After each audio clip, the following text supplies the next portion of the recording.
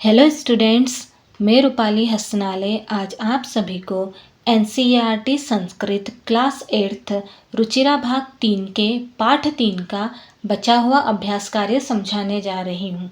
मैंने last video में प्रश्न नंबर 1 से प्रश्न नंबर 4 तक समझा दिया था। अब मैं बचे हुए प्रश्नों को समझाने जा रही हूँ। प्रश्न नंबर 5 में हमें दिया गया है अधोलिखित पदयोः संधिम कृत्वा लिखत। इसका मतलब होता है नीचे लिखे हुए पदों की संधि करके लिखो। यहाँ पर पद दिए गए हैं, इन पदों की संधि करना है। ठीक है, अब संधि किसे कहते हैं मैं आप लोगों को संक्षिप्त रूप में समझा रही हूँ, ध्यान से सुनना और समझना। संधि संधि मतलब दो वर्णों के मेल से जो विकार मतलब जो परिवर्तन होता है उसे संधि कहते हैं। ठीक है, संधि 3 प्रकार की होती है, स्वर संधि, व्यंजन संधि और विसर्ग संधि। अब स्वर संधि किसे कहते हैं? स्वर वर्णों के साथ स्वर वर्णों के मेल से जो परिवर्तन होता है उसे स्वर संधि कहते हैं। ठीक है, अब देखो स्वर अ से औ तक होते हैं, अ से औ तक स्वर होते हैं, मतलब अ से औ तक मात्राएं। ठीक, आया समझ में? अब व्यंजन संधि किसे कहते हैं? जिस संधि का पहला वर्ण व्यंजन हो तथा दूसरा वर्ण स्वर या फिर व्यंजन हो उसे व्यंजन संधि कहते हैं। ठीक है, अब व्यंजन क से ह तक होते हैं, क से ह तक हमारे क्या है? व्यंजन है। अब व्यंजन का उच्चारण करने के लिए हमें स्वरों की आवश्यकता होती है। तो जब हम क का उच्चारण करते हैं तो क के साथ अ की आवाज़ सुनाई देती है। आप क बोल के देखो, क में अ की आवाज़ हमें सुनाई दे रही है ना? इसका मतलब ये हुआ कि क में अ जुड़ा हुआ है। देखो, क में अ जुड़ा हुआ है। ठीक, आया समझ में? यदि किसी व्यंजन में अ नहीं जुड़ा हो तो उसके नीचे हलंत का चिन्ह लगाया जाता है, और इनके नीचे हलंत नहीं लगाया हुआ है तो समझ लेना कि इनमें स्वर जुड़ा हुआ है, मतलब कि क में स्वर जुड़ा हुआ है। ठीक, आया समझ में? अब विसर्ग संधि। विसर्ग संधि किसे कहते हैं? जिस संधि का पहला वर्ण विसर्ग हो तथा दूसरा वर्ण स्वर या फिर व्यंजन हो उसे विसर्ग संधि कहते हैं। ठीक है, यहाँ पर जो दो बिंदी है उसको हम ह बोलते हैं, ये हमारा क्या है? विसर्ग है। ठीक, आया समझ में? अब देखो यहाँ पर ध्यान से समझना। अब हमें दिया गया है पदस्य धन अस्य। ठीक है, ये प्लस है, इसको हम हिंदी संस्कृत में धन कहते हैं। ठीक, आया समझ में? हम जानते हैं कि संधि में पहले पद का अंतिम वर्ण और दूसरे पद का पहला वर्ण लेते हैं। ठीक है, तो हम क्या करेंगे? पहले पद का अंतिम वर्ण य लेंगे और दूसरे पद का पहला वर्ण अ लेंगे। ठीक है, य किससे मिलकर बना है? य धन अ से मिलकर बना है। ठीक है, य किससे मिलकर बना है? य धन अ से मिलकर बना हुआ है। आप लोगों ने क्लास 6 में वर्ण विच्छेद और वर्ण संयोजन पढ़े होंगे, तो आप लोगों को पता होना चाहिए कि यह किससे मिलकर बना है। और जिन्हें वर्ण विच्छेद और वर्ण संयोजन नहीं आते हैं वो मेरे चैनल की प्लेलिस्ट में जाकर क्लास 6 के फर्स्ट, सेकंड, थर्ड चैप्टर देख सकते हैं, तो आपको पता चल जाएगा कि वर्ण संयोजन और वर्ण विच्छेद होते क्या है। ठीक है, अब हम आगे बढ़ते हैं। हमने अ ऐसा का ऐसा लिख दिया। ठीक है, अ और अ मिलकर हमारा बना आ। कैसे बना? दीर्घ स्वर संधि के नियम के अनुसार जब अ और अ आपस में मिलते हैं तो बनता है आ। ठीक है, देखो यहाँ पर दीर्घ स्वर संधि है। इस नियम के अनुसार जब अ और अ आपस में मिलते हैं तो बनता है आ। ठीक है, स्वर संधि के भी कुछ प्रकार होते हैं। कौन कौन से? दीर्घ स्वर संधि, यण संधि, गुण संधि, वृद्धि संधि, आयादी संधि और पूर्व रूप संधि। आप लोगों की बुक में पूर्व रूप संधि के बारे में नहीं बताया गया है। ठीक है, अब देखो यहाँ पर अ और अ मिलकर क्या बना? आ बना दीर्घ स्वर संधि के नियम के अनुसार। अब हम क्या करेंगे, य और आ, ठीक है, य धन आ मिलकर क्या बना, या बना। ठीक, आया समझ में। अ धन अ मिलकर बना आ और य धन आ मिलकर बना या। ठीक है, य में आ की मात्रा लग जाएगी। ठीक, तो अब हम क्या लिखेंगे, प द आधा स, य और अ में संधि हुई है, मिलकर क्या बना, या। हमने लिखा यहाँ पर या, फिर आधा स और य, क्या बन गया, पदस्यास्य। ठीक, आया समझ में। ये कौन सी संधि हुई, ये दीर्घ स्वर संधि हुई। ठीक है, हमने लिख दिया दीर्घ स्वर संधि। आप लोगों से सिर्फ इतना पूछा गया है कि इनकी संधि करके लिखो। मैंने ये भी बता दिया है कि ये कौन सी संधि है, क्योंकि बहुत बार एग्जाम में पूछा जाता है कि संधि करके लिखो और साथ ही साथ कौन सी संधि है उस संधि का नाम भी लिखो। ठीक है, आया समझ में। अब हम नेक्स्ट देखते हैं, तालपत्र धन ऊपरी। ठीक है, तो अब हम क्या करेंगे, पहले शब्द का अंतिम वर्ण त्र लेंगे, ठीक है, और दूसरे शब्द का पहला वर्ण ऊ लेंगे। ठीक, आया समझ में। त्र किससे मिलकर बना है, त धन र धन अ से मिलकर बना है। ठीक है, ऊ हमने ऐसा का ऐसा लिख दिया, अ और ऊ मिलकर बना ओ। कैसे बना, गुण स्वर संधि के नियम के अनुसार जब अ और उ आपस में मिलते हैं तो बनता है ओ। देखो यहाँ पर गुण स्वर संधि के नियम के अनुसार जब अ और उ आपस में मिलते हैं तो बनता है ओ। ठीक, आया समझ में। क्या बना, अ और उ मिलकर बना ओ। ठीक है, अब देखो, त र धन अ मिलकर क्या बना हमारा, त्रो बना। ठीक है, त र ओ मिलकर बना त्रो।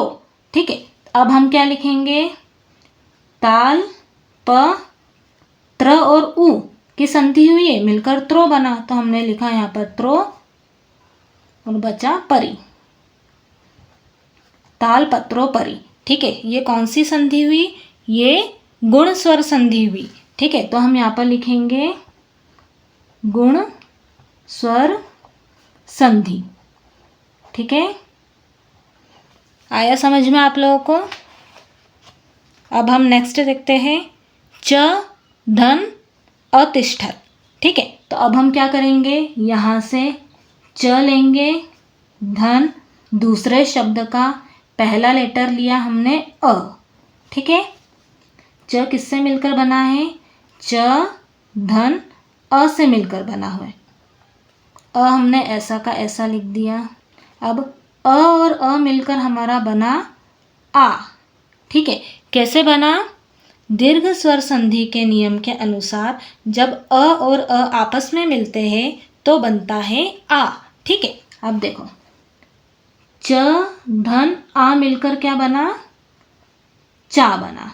ठीक, तो हम क्या लिखेंगे, चा तिष्ठत। कौन सी संधि हुई है यहाँ पर दीर्घ स्वर संधि हुई है। ठीक है, तो हम लिखेंगे दीर्घ स्वर संधि। ठीक, आया समझ में। अब हम अगला देखते हैं, करगद धन उद्योगे। ठीक है, तो हम क्या करेंगे, पहले शब्द का लास्ट लेटर द लिया। ठीक है, दूसरे शब्द का पहला लेटर ऊ लिया। ठीक है, द किससे मिलकर बना है, द धन अ से मिलकर बना है, ऊ हमने ऐसा का ऐसा लिख दिया। अ और ऊ मिलकर बना हमारा ओ। कैसे बना, गुण स्वर संधि के नियम के अनुसार जब अ और ऊ आपस में मिलते हैं तो बनता है ओ। ठीक, आया समझ में। अब देखो, द और ओ मिलकर क्या बना, दो। ठीक, आया समझ में। द धन ओ मिलकर बना दो। यहाँ पर ओ नहीं लिखेंगे, हम ओ की मात्रा लगाएंगे। ठीक, तो क्या बन गया? कर्गदोद्योगे। ठीक है, कर्गदोद्योगे। ये कौन सी संधि है? ये गुण स्वर संधि है। ठीक है, तो हमने यहाँ पर लिख दिया गुण स्वर संधि। ठीक, आया समझ में आप लोगों को? अब अगला देखते हैं, क्रय धन अर्थम। ठीक है, तो अब हम क्या करेंगे?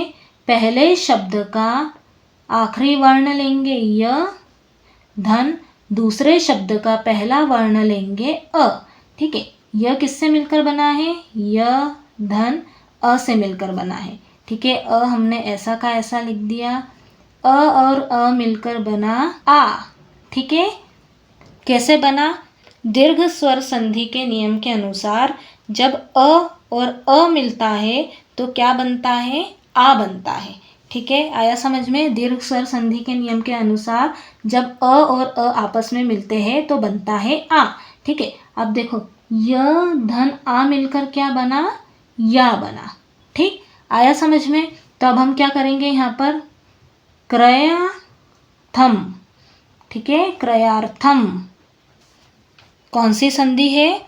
दीर्घ स्वर संधि। तो हम लिखेंगे दीर्घ स्वर संधि। ठीक है, आया समझ में? अब अगला देखते हैं, इति धन अनयोः। हम क्या करेंगे? पहले शब्द का लास्ट लेटर हमने लिया ती, दूसरे शब्द का पहला लेटर लिया अ। ठीक है, ती किससे मिलकर बना है? त धन ई। ठीक है, यहाँ पर छोटी मात्रा लगी हुई है ई की, तो हमने यहाँ पर लिखा ई। ठीक है, अ हमने ऐसा का ऐसा लिख दिया। ठीक है, ई और अ मिलकर क्या बना? य बना। कैसे बना?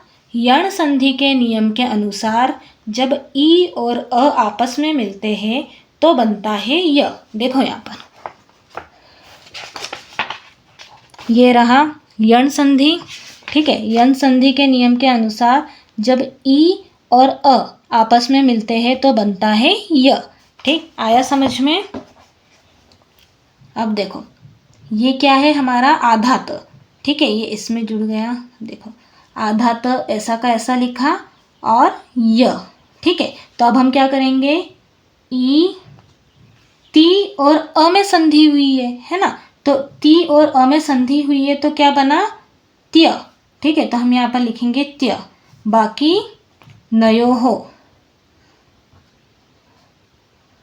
इत्यनयोः। ठीक है, कौन सी संधि है ये? यण स्वर संधि। तो हम लिखेंगे यण स्वर संधि। ठीक, आया समझ में? अब हमें लास्ट दिया गया है उपचार धन अर्थम। ठीक है, तो हम क्या करेंगे? अब पहले पद का आखिरी वर्ण र लेंगे, धन दूसरे पद का पहला वर्ण अ लेंगे। ठीक है, र किससे मिलकर बना है? र धन अ से मिलकर बना हुआ है। ठीक है, ये अ हमने ऐसा का ऐसा लिख दिया। अ और अ मिलकर हमारा बना आ। ठीक है, कैसे बना? दीर्घ स्वर संधि के नियम के अनुसार जब अ और अ आपस में मिलते हैं तो बनता है आ। ठीक है, अब देखो र धन आ मिलकर क्या बना? रा बना। ठीक है, तो अब हम क्या लिखेंगे? उ प चा, र और आ की संधि हुई है, बना रा, रार्थम, उपचारार्थम। ठीक है, कौन सी संधि हुई यहाँ पर? दीर्घ स्वर संधि। तो हम लिखेंगे दीर्घ स्वर संधि। ठीक, आया समझ में? अब प्रश्न नंबर 6 देखिए। प्रश्न नंबर 6 में हमें दिया गया है उदाहरणम नुसृत्य अधोलिखितेन पदेन लघु वाक्य निर्माणम कुरुत। इसका मतलब होता है उदाहरण के अनुसार नीचे लिखे हुए पद के द्वारा लघु लघु मतलब छोटे वाक्य का निर्माण करो। यथा हमें दिया गया है जिज्ञासा। जिज्ञासा का मतलब होता है जानने की इच्छा। ठीक है, तो इसका वाक्य बना मम मनसि वैज्ञानिकानां विषये जिज्ञासा अस्ति। इसका मतलब होता है मेरे मन में वैज्ञानिकों के विषय में जानने की इच्छा है। ठीक है, क देखिए आवश्यकता, तो इसका वाक्य बना अद्य वस्त्रपुटके रूप्यकाणां आवश्यकता नास्ति। इसका मतलब होता है आज जेब में रुपयों की आवश्यकता नहीं है। ठीक है, ख देखिए सामग्री। सामग्री का वाक्य बना लिखिता सामग्री बहुकालाय सुरक्षिता न तिष्ठत। इसका मतलब होता है लिखी हुई सामग्री बहुत समय के लिए सुरक्षित नहीं रहती है। ग देखिए पर्यावरण सुरक्षा। इसका वाक्य बना पर्यावरण सुरक्षा अस्माभिः कर्तव्या। इसका मतलब होता है पर्यावरण सुरक्षा हम सबका कर्तव्य है। ठीक है, अब घ देखिए विश्राम गृहम। इसका वाक्य बना अहम विश्राम गृहम गच्छामि। इसका मतलब होता है मैं विश्राम घर जाता हूँ। ठीक, आया समझ में आप सभी को। अब प्रश्न नंबर 7 देखिए। प्रश्न नंबर 7 में हमें दिया गया है उदाहरणानुसारम कोष्ठक प्रदत्तेषु पदेषु चतुर्थी प्रयुज्य रिक्तस्थान पूर्तिम कुरुत। इसका मतलब होता है उदाहरण के अनुसार कोष्ठक में दिए हुए पदों में चतुर्थी विभक्ति का प्रयोग करके रिक्त स्थानों की पूर्ति करो। हमें यथा दिया गया है भिक्षुकाय धनम ददातु और हमें कोष्ठक में दिया गया है भिक्षुक। भिक्षुक अकारांत पुल्लिंग है, इसके शब्द रूप बालक के शब्द रूप जैसे चलेंगे। जैसे बालक की चतुर्थी विभक्ति होती है बालकाय, इसी प्रकार भिक्षुक की चतुर्थी विभक्ति भिक्षुकाय हुई। ठीक है, इसका मतलब होता है भिक्षुक को धन दो। ठीक है, यहाँ पर भिक्षुक को धन देने की बात कर रहे हैं। अब देखो चतुर्थी विभक्ति मतलब संप्रदान कारक। ठीक है, संप्रदान कारक किसे कहते हैं? जिसको कोई वस्तु दी जाए या फिर जिसके लिए कुछ किया जाए उसे संप्रदान कारक कहते हैं। मतलब जब भी हम देने की बात कर रहे हो या किसी के लिए कुछ कार्य करने की बात कर रहे हो वहाँ पर चतुर्थी विभक्ति का प्रयोग होता है। ठीक है, संप्रदान कारक का कारक चिन्ह को के लिए होता है। ठीक है, अब देखो यहाँ पर भिक्षुक को धन देने की बात कर रहे हैं, है ना। भिक्षुक को क्या कर रहे हैं? दान देने की बात कर रहे हैं। इसी कारण से यहाँ पर चतुर्थी विभक्ति का प्रयोग हुआ है। ठीक है, और भी कुछ चतुर्थी विभक्ति के लिए नियम होते हैं कि चतुर्थी विभक्ति का प्रयोग कहाँ कहाँ पर होता है, ध्यान से समझना। नमः, स्वस्ति, स्वाहा, स्वधा, अलम, वषट। ठीक है, नमः, स्वस्ति, स्वाहा, स्वधा, अलम, वषट के योग में हमेशा चतुर्थी विभक्ति का प्रयोग होता है। ठीक है, नमः मतलब नमस्कार करना, स्वस्ति मतलब कल्याण हो, स्वाहा मतलब देवताओं के लिए हम अर्पण करते हैं, स्वधा मतलब पितरों को जब हम अर्पण करते हैं, है ना। अलम मतलब काफी, वषट मतलब अर्पित करना। इनके योग में हमेशा चतुर्थी विभक्ति का प्रयोग होता है। और रुच धातु और स्पृह धातु, इनके योग में भी हमेशा चतुर्थी विभक्ति का प्रयोग होता है। रुच का मतलब होता है अच्छा लगना और स्पृह का मतलब होता है इच्छा करना, किसी भी चीज की इच्छा करना। ठीक है, और क्रोध,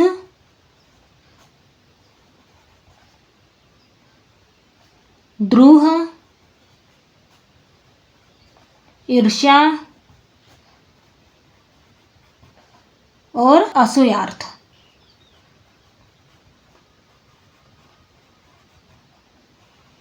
ठीक है, क्रोध का मतलब होता है क्रोध करना, द्रोह का मतलब होता है द्रोह करना, ईर्ष्या का मतलब होता है ईर्ष्या करना और असूयार्थ का मतलब होता है द्वेष करना।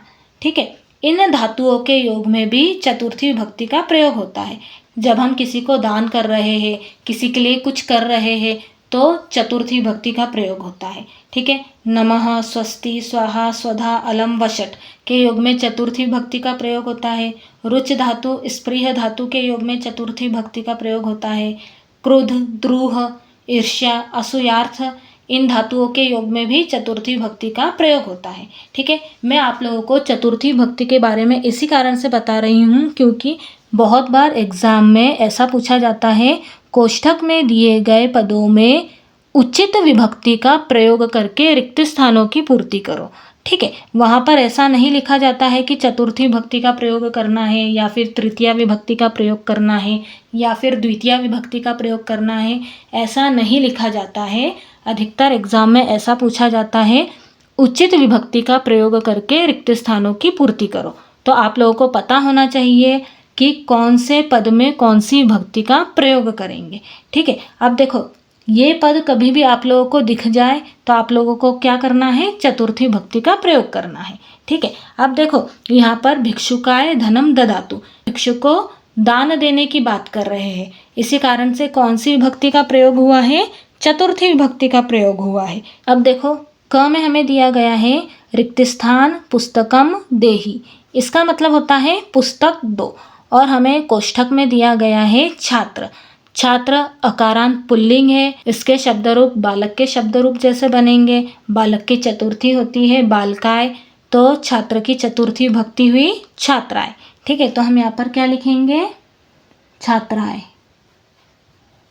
ठीक है, छात्राएं पुस्तकम देहि मतलब छात्र को पुस्तक दो। यहाँ पर देने की बात हो रही है, इसी कारण से चतुर्थी विभक्ति का प्रयोग हुआ है। हमें क्वेश्चन में दिया गया है कि चतुर्थी विभक्ति का प्रयोग करना है, पर यदि नहीं दिया जाता तो हमें पता होना चाहिए कि कब कौन सी विभक्ति लगानी है। ठीक है, ख में देखिए, अहम रिक्त स्थान वस्त्राणि ददामि, इसका मतलब होता है मैं वस्त्र देता हूँ। कोष्ठक में दिया गया है निर्धन, निर्धन की चतुर्थी विभक्ति बनेगी निर्धनाएं। ठीक है,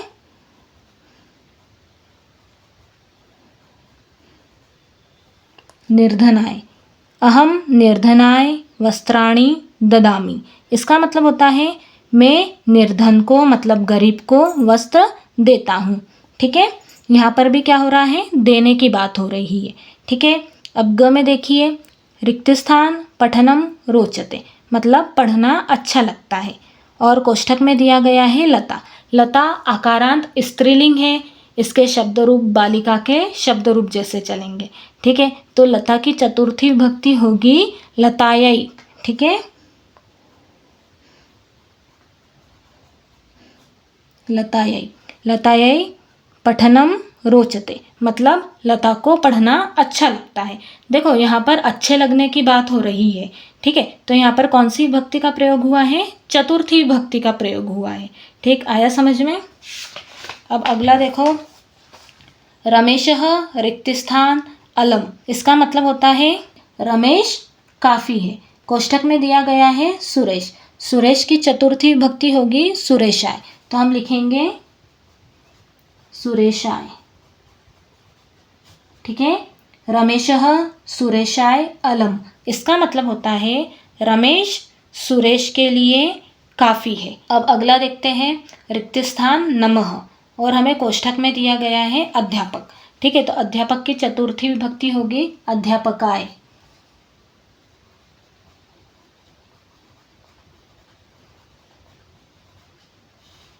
अध्यापकाय नमः, इसका मतलब होता है अध्यापक को नमस्कार है, अध्यापक को नमन है। ठीक है, यहाँ पर नमः लिखा हुआ है, मैंने अभी आपको बताया है कि जहाँ पर भी नमः आपको दिख जाएगा आप लोगों को चतुर्थी विभक्ति का प्रयोग करना है।